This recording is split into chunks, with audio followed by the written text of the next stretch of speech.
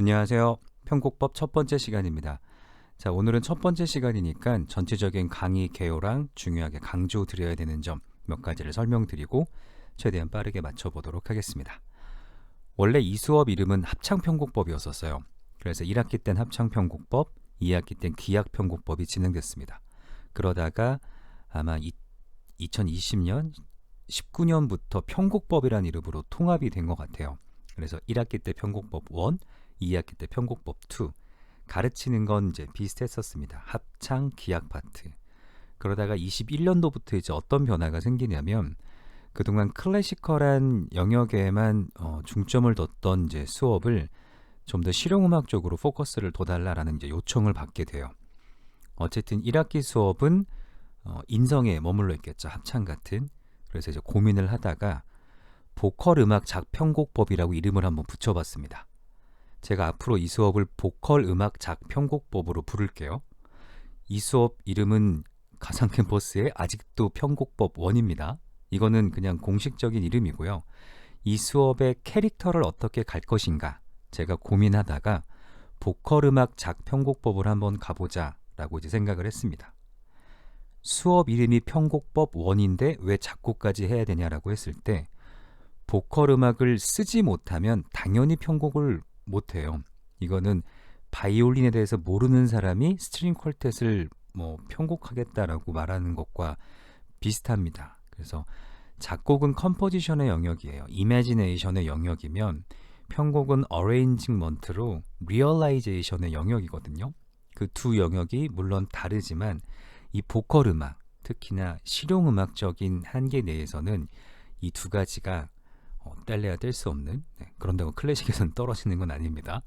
어쨌든 뗄래야 뗄 수 없는 공통점을 갖고 있기 때문에 작편곡법이라고 부르도록 하겠습니다. 일단 강의 개요를 먼저 보면요. 인성을 위한 음악, 그중 대중적이고 실용적인 장르의 작편곡법을 익힌다. 일단 대중적이고 실용적인 장르가 뭔지 좀 더 들여다봐야겠죠. 이제부터 이 인성을 위한 음악, 인성음악이라고 부르겠습니다. 인성음악이라고 부를 때 보컬 뮤직이라고 생각해 주시면 돼요. 이 보컬 뮤직의 특징과 성향을 이해한다. 이게 이제 수업 개요와 목표예요. 여러분들이 보컬 음악 했을 때 클래식 파트에서 어떤 곡들이 떠오르시나요?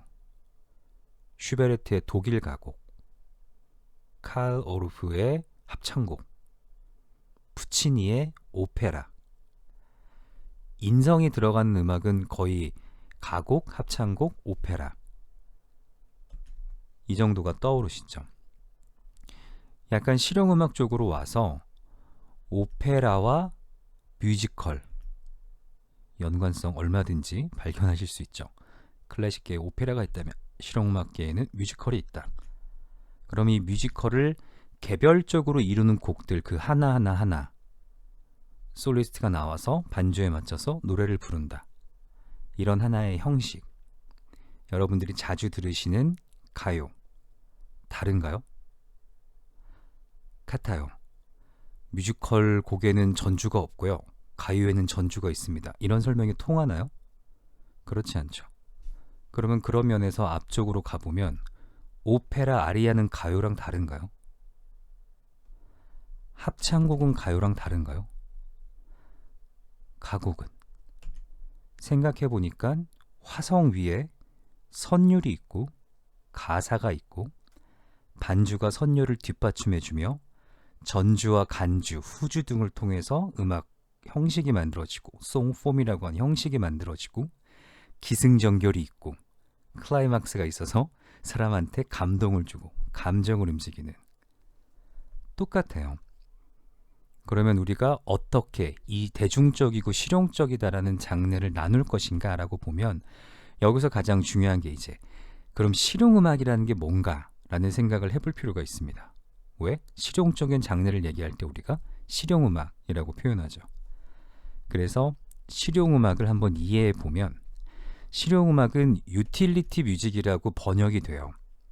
그런데 문제는 뭐냐면 논문에서 가져와 봤습니다. 이정환의 한국대학의 한국대학의 음악과 명칭에 관한 연구란 되게 재미있는 연구예요. 그래서 4년제와 2년제 대학의 음악학과가 어떤 이름으로 영문화돼 있는가 이제 이거를 연구하신 분입니다. 굉장히 재밌는 연구예요. 그런데 대부분 4년제 대학이 생활음악과 어플라이드 뮤직, 실용음악과 어플라이드 뮤직, 어플라이드 대부분 어플라이드 뮤직이란 말을 쓰고 있어요. 중간에 가끔 커머셜 뮤직, 프랙티컬 뮤직, 심지어는 컨템포러리 뮤직까지 보입니다. 무슨 표기가 맞을까요? 여러분들이 흔히 머릿속에서 떠올리시는 실용음악을 생각했을 때 그 실용음악을 배우는 학과라고 이름을 붙여야 될 때 어떤 이름을 써야 될까요? 제가 실용음악이 유틸리티 뮤직이라고 했으니까 유틸리티 뮤직이라고 써놨어야 될까요? 이거는 뭘 범위로 할 거냐에 따라서 달라요. 일단 어플라이드 뮤직이 가장 많으니까 일단 어플라이드 뮤직의 뜻을 한번 보죠. 어플라이드의 영문 정의입니다. of a subject or type of study put to practical use. 뭐라고 써있죠? practical. 실질적인, 실제적인 use, 사용. 어떤 학문이든지 주제든지 그걸 실제 사용에 접목시키는 거. 그래서 뭐랑 반대냐? theoretical, 이론적인과 반대되는 거예요. 실제로 적용돼서 실질적인 사용, 쓰임새를 갖는 대충 실용음악의 뜻이 뭔지 느껴지시죠? 실용음악은 실질적 용도가 있는 음악이에요. 이걸 왜 제가 유틸리티 뮤직이라고 번역했는지는 뒷장에서 알려드릴게요. 다양한 이름들이 있지만 몇 개의 문제점만 찍어보면 일단 프랙티컬 뮤직이라고 부르는 것과 어플라이드 뮤직은 범위에서 조금 더 차이가 나겠죠. 얘는 쓸 수 있는 음악과 없는 음악인데 그게 좀 더 잘 쓰여진다라는 의미의 프랙티컬, 범위가 조금 더 좁을 수 있겠죠. 현대 실용음악과 컨템포러리 뮤직, 컨템포러리 뮤직이라고 하면 지금의 우리가 현대 음악이라고 부르는 컨템포러리는 동시대란 뜻이에요. 그래서 지금 현재 일어나고 있는 모든 음악을 뜻하긴 하지만 통칭 우리가 하고 있는 어떤 새로운 개념의 새로운 사운드의 클래시컬 음악을 컨템포러리 아트 혹은 컨템포러리 뮤직이라고 부릅니다. 그러니까 현대 실용음악과라면 다소 혼선이 있을 수도 있겠죠. 물론 이제 동시대의 모든 음악을 우리는 다 하겠다 이런 의지가 보이죠. 포스트 모던 음악가 같은 경우는 20세기 초반이 모더니즘의 시대예요. 그리고 1960년대 정도를부터 그 모더니즘의 후 시대, 포스트 모더니즘이라고 부릅니다. 그러니까 이 포스트 모던 음악 학과에는 지금 현재 모더니즘 이후 시대의 음악을 의미할 수도 있고, 이 포스트 모던은 모더니즘에 반대하느냐, 모더니즘의 연속이 되느냐에 따라서 두 가지 관점으로 나눠져요. 그러니까 여기는 직접 가서 물어봐야겠죠. 왜 포스트 모던이라고 부르셨나요? 단순히 시기에 대한, 시대에 대한 어떤 집중이었나요? 왜냐하면 포스트 모더니즘 시대쯤 돼야 우리가 알고 있는 이제 팝 스타일의 락앤롤을 시작해가지고 그 뒤로 댄스 음악들이 발전해가지고 지금 알고 있는 팝 뮤직의 스타일이 어떻게 보면 이 포스트 모던 시대에 만들어지거든요. 모더니즘 시대에는 그런 유형의 음악들이 없었다라고 보시면 돼요. 지금의 우리가 알고 있는 어떤 팝 스타일의 음악들. 그래서 아마 포스트 모던이라고 지은 것 같고요. 커머셜 뮤직 같은 경우는 이제 이런 주장들이 있어요. 실용음악은 그냥 커머셜 뮤직이라고 부르자. 아트 뮤직의 반대말은, 프로의 반대말은 아마추어죠. 프로와 아마추어의 차이. 프로는 돈을 받고 아마추어는 돈을 받지 않는다. 아트 뮤직과 실용음악. 아트 뮤직은 어떻게 보자면 이제 그냥 순수한 예술이고, 실용음악 쪽의 상업음악은 아무래도 돈을 주고받고 하는 이제 음악이니까 커머셜 뮤직이라고 부르자라는 이제 의견도 있었습니다. 클래식 앤 서비스 오브 뮤직, 엄청난 이름이죠. 네, 서비스가 가능한 음악. 그 외에 여기서 이만큼 잘라온 거예요. 이 위로 더 있는데 거기에는 이제 표기가 없거나 다 어플라이드 뮤직이라고 되어 있습니다. 일렉트로닉 디지털 뮤직, 이것도 하나 말씀드리면 포스트 모던하고 비슷해요.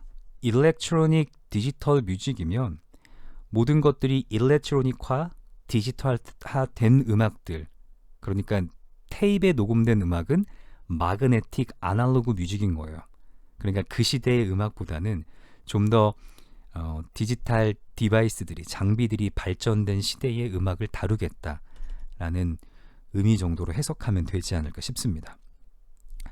이름 하나에 따라서도 이 과가 바라보는 교육 목표가 조금 달라지죠.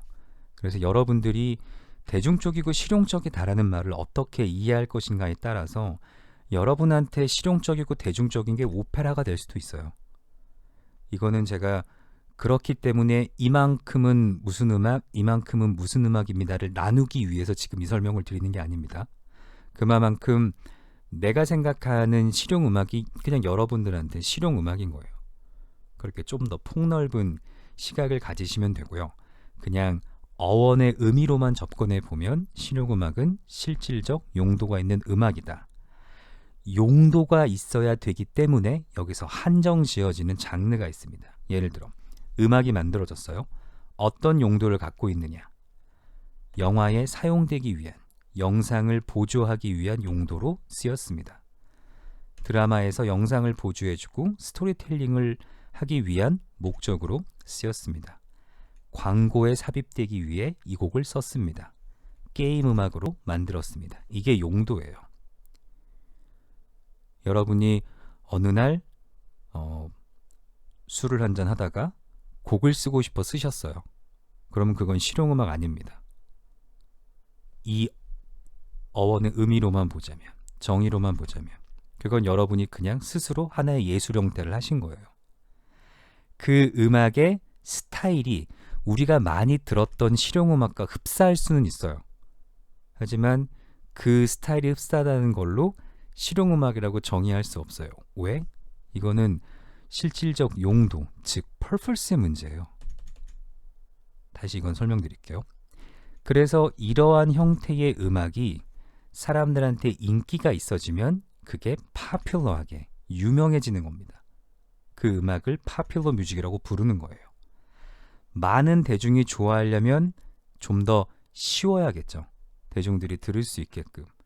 그러면 이거 보면 얘가 더 쉽나요? 얘가 더 쉽나요? 얘가 더 쉽나요? 얘가 더 쉽나요? 물론 쉽다라는 것도 다분히 주관적일 수 있지만 그냥 보편적으로 생각해 보면 슈베르트의 가곡을 듣는 것보다는 가요가 훨씬 이해하기 쉽고 잘 다가오죠. 오페라를 보는 것보다 뮤지컬이 훨씬 더 그냥 쉽게 말해서 재미있죠. 물론 이것도 사람에 따라서 달라요. 이렇게 말하기 되게 어렵지만 아무튼 그렇습니다. 대중음악은 그런 거예요. 그래서 실용음악과 대중음악은 결코 동일한 말이 아니에요. 대중음악은 파퓰러해진 파퓰러 뮤직이고 그렇게 파퓰러해진 뮤직들이 일정한 이 정도의 특징을 갖고 있네? 이렇게 그냥 만들어지는 거예요. 예를 들어 대중음악을 쭉 분석해 봤더니 최근 대중음악은 3분 30초의 길이를 갖고 있더라. 그래서 어떤 사람이 결론을 대중음악은 3분 30초 정도 되는 음악이다.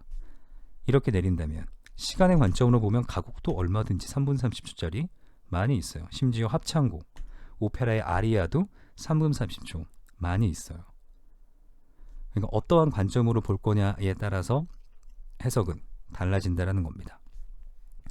실용음악을 그래서 좀 더 열심히 정의해 보면 일반 대중을 대상으로 대중 매체를 통해 전파되는 상업적 목적을 지닌 형태의 음악을 총칭한다. 그래서 제가 빨간색으로 써놨습니다. 대상이 누구인가? 어떤 매체를 통해 전파되는가? 상업적 목적, 어떤 목적을 가지는가? 하나씩 빼볼게요. 대중 매체를 통해 전파된다는 게 그렇게 중요한가라고 했을 때 이렇게 생각해 보세요. 방탄소년단의 새 음반이 나왔어요. 그래서 우와 사러 갔더니 이번에는 CD로 안 나오고요. 악보로 나왔습니다. 자, 집에 가서 연주해 보세요. 전혀 다르죠. 베토벤의 음악. 지금 기록되어 있는 건 최근 사람들이 연주해서 녹음해 놓은 거예요. 베토벤의 음악은 뭐든지 악보로만 남아 있습니다. 음악은 두 가지 형태로 기록돼요. 스코어, 레코딩. 고전 낭만 시대의 작곡가의 음악들은 다 스코어로만 남아 있어요. 우리가 레코딩으로 음악을 접한 지 100년도 아직은 100년은 조금 넘었네요. 이제 겨우 100년 됐어요. 대중 매체를 통해 전파되는 또 지금은 매스미디어의 시대를 살고 있죠. 유튜브에만 음악을 올려도 전 세계 사람이 내 음악을 들을 수 있습니다. 어떤 얘기인지 알겠죠? 일반 대중을 대상으로 했다. 누구나 쉽게 감상할 수 있는 특정 대중을 그냥 보편적으로 대상으로 한 거예요. 그런데 다시 방탄소년단이 악보를 냈는데 중급 이상 피아노 치는 사람들만 칠 수 있도록 테크닉을 넣어가지고 난이도 높게 악보를 만들어서 악보를 발매했다. 한정 지어지죠. 일반 대중에서 조금 벗어나죠. 그런데 그걸 발매는 했는데 누구도 사지 못하게 박물관에 전시만 해놨더라. 그러니까 제가 되게 비약해서 얘기하고 있지만 어떤 느낌인지 아시겠죠? 혹시 루브르 박물관에서 모나리자 보신 적 있나요? 전 세계에서 제일 유명한 그림인데 사람들이 제일 많이 실망하는 그림 중에 하나예요. 막상 딱 가서 보면 첫 번째 저렇게 조그매? 라는 거에 되게 놀래고, 워낙 유명한 그림이다 보니까 유리막이 쳐져 있고 그 뒤에 이제 가드 라인이 쳐져 있고 청경들이 이렇게 지키고 있어요. 그러니까 먼 발치에서 님 바라보듯 이렇게 그냥 봐야 돼요. 그래서 되게 두근거리는 마음으로 가서 약간 실망하는데, 그래도 이제 워낙 유명한 그림이니까 실물로 보고 있다라는 거에 되게 이제 놀래요. 모나리자 대중예술인가요? 아니겠죠. 지금 이 개념으로 보자면. 그러면 누구나 가질 수 있고 누구나 즐길 수 있고 누구나 쉽게 말해서 겟할 수 있는, 텐저블하게 만질 수 있는 그런 게 뭐 예술이지, 이게 말하자면 팝 아트예요. 앤디 워홀 같은 캔 그려놓고 프린트 쭉쭉쭉 해서 어떤 디바이스를 통해서 일반 대중에게 팔죠. 아트, 팝 아트, 어떠한 개념을 갖고 있구나. 더 깊게 들어가면 그들이 왜 그런 생각을 했고 기존 예술에 대해서 어떤 반감이 있었는지 이런 것들도 중요하게 생각해야 되지만 단면으로 보자면 이제 이렇습니다. 여기서 중요한 건 여러분들이 앞으로 제가 이 5개 중에 지금 현재 가장 유력한 건 뮤지컬이에요. 뮤지컬이 이 모든 과정을 한번 경험해 보기에 가장 다채로운 장르를 담을 수 있고 다채로운 스타일을 담을 수 있고, 뮤지컬은 아무래도 극음악이기 때문에 스토리를 이해해야 되고 개별적인 가사도 명확해야 돼요. 그냥 개인적으로 쓰는 가요라면 얼마든지 가사가 은유적이고 가곡이라면 시를 차용해와도 되고 이렇지만 뮤지컬은 스토리텔링이 돼야 되기 때문에 그 극 안에서 이 곡이 적절한가, 스토리를 충분히 뒷받침하는가, 그리고 그 가사가 관객한테 명확하게 들리도록 되어 있고 그 가사와 멜로디는 잘 부합하는가, 이 멜로디를 부르는 캐릭터는 어떤가, 이런 것들을 따져볼 수 있기 때문에 아마도 뮤지컬이 될 확률이 제일 높습니다. 사실은 조금 고민 중에 있긴 해요. 이게 이제 다른 이제 연극영화과에서 진행되는 뮤지컬 작법 이런 수업이 아닌데 뮤지컬을 토대로 해서 보컬 음악 편곡법을 이끌어간다. 제 머릿속엔 되게 좋은 그림이 그려져요. 아무튼 뮤지컬이 될 확률이 높습니다. 어쨌든 이 수업에서 먼저는 이제 곡을 쓰실 거예요. 곡을 쓸 때 여러분들이 생각하셔야 되는 건 이게 실용음악인가 아닌가 이런 게 아니에요. What is it for? 뭘 위한 음악이지? 이거는 단순히 어떤 용도로 쓰일까 이 생각을 하라는 얘기가 아닙니다. 단순히 이거 실용음악 같은가 이 생각도 아니에요. 이 곡을 정말 이거 어떻게 해석해야 되죠? 뭐 용도가 뭐니, 목적이 뭐니 이거죠. What is it for? 이 뭘 위한 거야? 내가 지금 어떤 걸 위해서 곡을 쓰고 있는가? 이 생각이 실용음악의 첫 번째 단계예요. 그거 없이 그냥 내가 지금 곡을 쓰고 싶기 때문에 내 마음속에 있는 걸 표현하기 위해서 씁니다. 그건 실용음악 아니에요. 예술음악이에요. 그냥 피아노로 뚱땅뚱땅 해서 멜로디 단순한 걸 써도 여러분한테 What is it for 했을 때 특별한 용도가 있어서 쓴 게 아니다. 예술음악입니다. 여러분의 예술이에요. 단지 그 예술을 다른 사람들이 못 받아들일 수는 있겠죠. 그래도 그건 예술음악입니다. What is it for를 다른 말로 하면 What purpose did it have입니다. 무슨 목적을 가지고 있니? 어떤 목적으로 이 곡을 썼니? 그렇다면 그 목적을 성취하기 위한 기술들을 넣어야겠죠. 목적은 분명히 있는데 그 목적을 성취하려는 테크닉도 없고 노력도 없고 하다못해 검수 작업도 없더라. 그러면 그 목적 성취 못하죠. 목적 성취 못하면 실용음악은 어떻게 보자면 실패한 음악이에요. 어떤 교수님이 말씀하십니다. 실용음악은 분명히 applied music이다. practical use다. 우리도 모두 실용음악을 utility music, 실제 용도가 있는 음악이라고 알고 있다. 그런데 왜 국내 모든 실용음악가는 재즈를 가르치고 있는가? 재즈는 아트 폼이에요. 예술음악이에요. 클래식하고 비슷합니다. 그러니까 이런 얘기들을 하세요. 물론 실용음악학과에서 재즈 가르치면 안 된다 이 얘기가 아니에요. 음악을 어떤 관점으로 바라볼 것인가에 따라서 그 범주가 되게 이제 달라진다라는 겁니다. 자, 원래는 뒤에 PPT가 한 장 더 준비되어 있는데 앞부분에서 얘기를 너무 더해서 한 장 더 나갔다가는 엄청난 불만이 생길 것 같아서 오늘 수업 내용을 정리하면 이 수업은 합창편곡법에서 편곡법으로 바뀐 수업입니다. 이름이 지금 여러분들이 들으시는 수업은 편곡법 1이에요. 변함없습니다. 그런데 제가 이 수업의 캐릭터를 보컬 음악 작편곡법으로 가져갈 거예요. 그리고 그 보컬 음악 작편곡법에 다양한 과정들을 경험하기 위해서 뮤지컬이라는 과정을 빌려와 보려고 합니다. 그래서 여러분들은 이 뮤지컬 안에 있는 여러 음악들을 듣고 써보기도 하고 편곡하는 과정들을 통해서 실용음악적인 지식들, 실용음악에서 배우는 많은 지식들 이런 것들을 배우시게 되고 또 앞으로도 많이 이제 학습하시게 될 거예요. 그래서 언제든지 궁금한 게 있으면 저한테 이 영상 밑에 답글로 달아주셔도 되고요. 가상 캠퍼스에 그 댓글을 주셔도 되고 그 강의 계획서에 나와 있는 제 메일이나 전화번호로 질문을 주시면 제가 항상 성실하게 답변 드리도록 하겠습니다. 앞으로 수업은 계속 비대면으로 진행되고요. 항상 이 강의 링크가 공지란에 올라가니까 그걸 클릭해서 영상을 보시면 되겠습니다. 자, 오늘 좀 여기까지 하겠습니다. 수고하셨습니다.